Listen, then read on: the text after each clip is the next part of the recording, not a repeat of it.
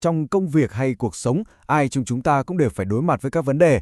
Và để giải quyết chúng hiệu quả hơn, chúng ta cần có đúng công cụ. Hôm nay, chúng ta sẽ cùng nhau khám phá một ma trận ra quyết định cực kỳ mạnh mẽ mà lại rất đơn giản. Đó chính là ma trận nguyên nhân, giải pháp.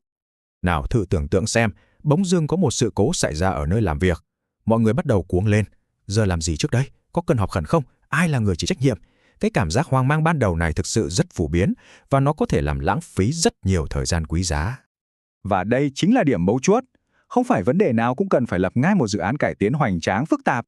Đôi khi, chỉ một hành động nhỏ thôi là đủ rồi. Việc chọn đúng phương pháp ngay từ đầu không chỉ giúp tiết kiệm thời gian, công sức, mà còn đảm bảo vấn đề được giải quyết một cách hiệu quả nhất. Được rồi, vậy thì bây giờ chúng ta hãy cùng tìm hiểu về công cụ sẽ mang lại sự rõ ràng này nhé. Nó được gọi là ma trận nguyên nhân giải pháp. Nghe tên thì có vẻ hơi học thuật một chút nhỉ, nhưng thực ra nó lại vô cùng trực quan và dễ sử dụng. Toàn bộ ma trận này được xây dựng dựa trên hai câu hỏi cực kỳ đơn giản. Câu hỏi thứ nhất, mình đã biết nguyên nhân gốc rễ là gì chưa? Và câu hỏi thứ hai, giải pháp để xử lý nó là đơn giản hay phức tạp? Chỉ cần trả lời được hai câu hỏi này thôi là chúng ta sẽ biết chính xác vấn đề của mình đang nằm ở ô nào trong 4 ô của ma trận.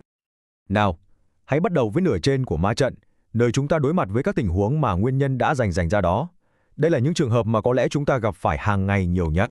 Điểm mấu chốt ở đây là sự phân chia rất rõ ràng.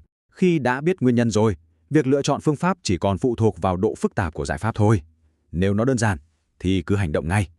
Còn nếu nó phức tạp hơn, chúng ta sẽ cần một cách tiếp cận có cấu trúc hơn một chút. Ô đầu tiên của chúng ta là làm ngay và Kaizen. Đây là những vấn đề có nguyên nhân rõ ràng và giải pháp thì cực kỳ dễ. Nguyên tắc ở đây là đừng trì hoãn, đừng họp hành gì cả. Làm ngay là giải quyết sự cố ngay lập tức. Còn Kaizen là chúng ta thêm vào một cải tiến nhỏ để đảm bảo nó không bao giờ lặp lại nữa. Nhưng ví dụ này thì rất trực quan rồi. Máy bẩn thì đi lau sạch, điền sai biểu mẫu thì điền lại cho đúng. Đó chính là làm ngay. Nhưng để ngăn nó tái diễn, chúng ta áp dụng Kaizen. Dán xem cái ảnh hướng dẫn, dùng nhãn màu để phân biệt. Đây là những cải tiến tuy nhỏ nhưng lại mang lại hiệu quả rất lâu dài.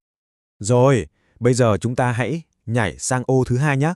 Nguyên nhân vẫn là đã biết, nhưng lần này giải pháp không còn đơn giản nữa. Nó đòi hỏi phải thay đổi cả quy trình liên quan đến nhiều người hoặc nhiều bước. Đây chính là lúc mà phương pháp Lean phát huy tác dụng. Mục tiêu của Lean, nói nôm na, là làm cho công việc trở nên tinh gọn và hiệu quả hơn. Thay vì chỉ sửa lỗi tạm thời, nó sẽ tối ưu hóa cả một quy trình. Chúng ta sẽ tìm ra những bước thừa thãi, lãng phí, loại bỏ chúng đi và tạo ra một quy trình mới, chuẩn hóa, để mọi người đều có thể làm theo một cách nhanh hơn, tốt hơn. Những ví dụ này cho thấy Lean giải quyết các vấn đề ở cấp độ hệ thống. Thay vì chỉ nói với nhân viên mới là làm nhanh lên, chúng ta tạo ra một quy trình chuẩn và đào tạo họ. Thay vì chấp nhận sự lãng phí, chúng ta chủ động thiết kế lại cả quy trình để loại bỏ nó tận gốc. Ok, bây giờ chúng ta sẽ đi vào vùng khó nhằn hơn này, nửa dưới của ma trận. Đây là những tình huống mà chúng ta thấy có triệu chứng nhưng lại không biết căn bệnh thực sự là gì. Nguyên nhân gốc rễ lúc này vẫn còn là một ẩn số. Khi đối mặt với một vấn đề mãn tính, phức tạp và bí ẩn, chúng ta cần một vũ khí hạng nặng hơn. Đó chính là Six Sigma. Đây là phương pháp dành cho những vụ án khó nhằn nhất, những vấn đề mà các giải pháp thông thường dường như đều thất bại. Mỗi khi gặp phải những tình huống kiểu như thế này, đó là lúc chúng ta cần đến Six Sigma. Đây không phải là vấn đề có thể giải quyết bằng cảm tính hay phỏng đoán nữa, mà nó đòi hỏi một cuộc điều tra thực sự kỹ lưỡng dựa trên dữ liệu. Điểm mấu chốt của Six Sigma là gì? Nó không đoán mò. Nó sử dụng các công cụ thống kê và phân tích dữ liệu để tìm ra bằng chứng xác thực về nguyên nhân gốc rễ. Một khi đã tìm ra rồi, giải pháp sẽ nhắm thẳng vào cái gốc rễ đó để giải quyết vấn đề một lần và mãi mãi.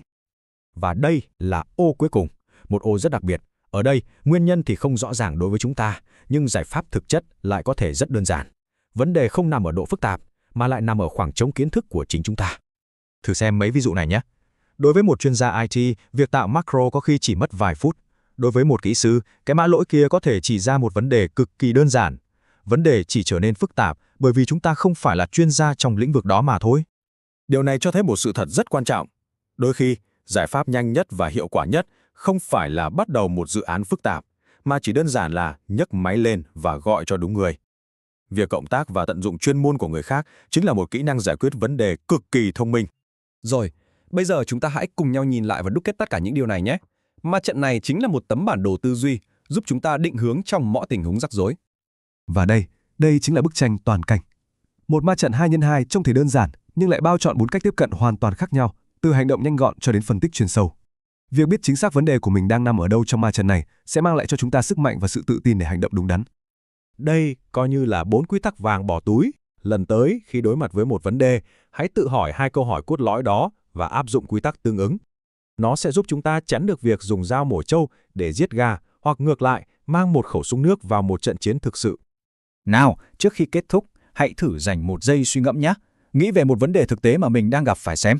Dựa trên ma trận này, đâu là cách tiếp cận phù hợp nhất để giải quyết nó? Việc áp dụng ngay lập tức chính là cách tốt nhất để biến kiến thức trở thành kỹ năng.